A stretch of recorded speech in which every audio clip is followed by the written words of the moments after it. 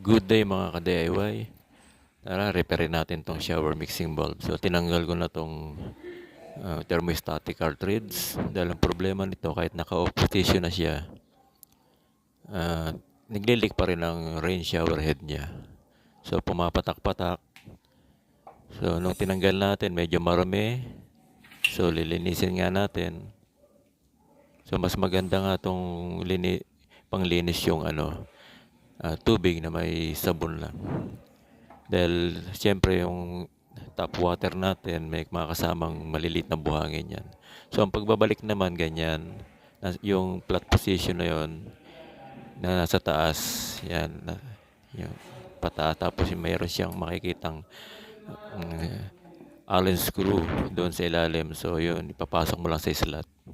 So tapos ididiin mo lang kasi may mga O-rings yan, no? Yan na rin ang magsisealed